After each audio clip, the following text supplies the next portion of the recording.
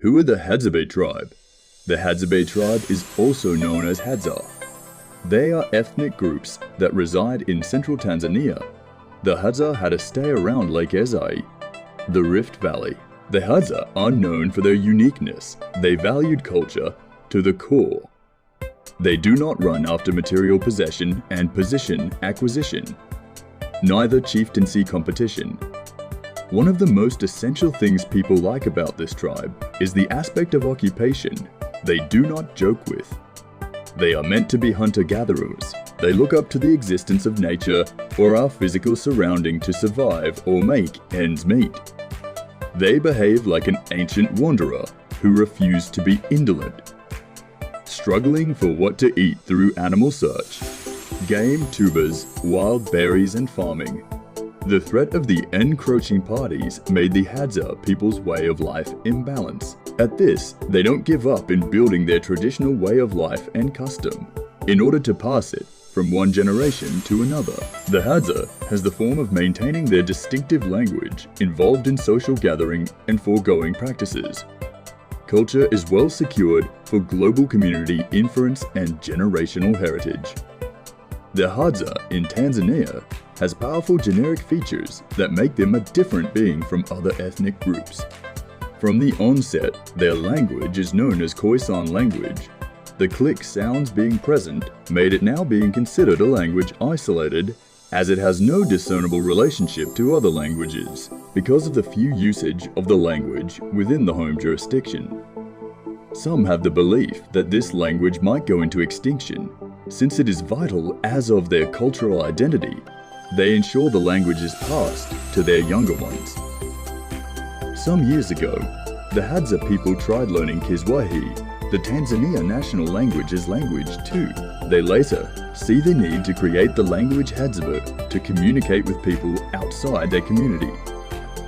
The Hadza were sure that their roots emanated from the expansion of the Bantu people.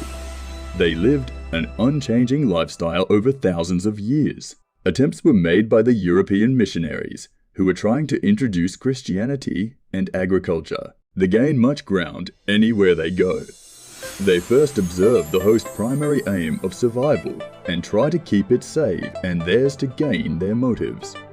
Despite all these, the Hadza people never dreamed of throwing their traditional way of life into the mud.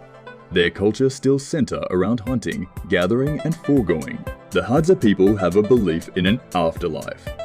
They offer prayers to Ishoko, or Soko's husband, during hunting. They perform a certain ritual called Epime dance. This can only be done by men.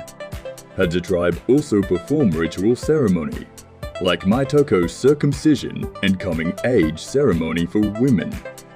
The concept of manhood dance, known as Ipimi, has been passed down from one generation to another.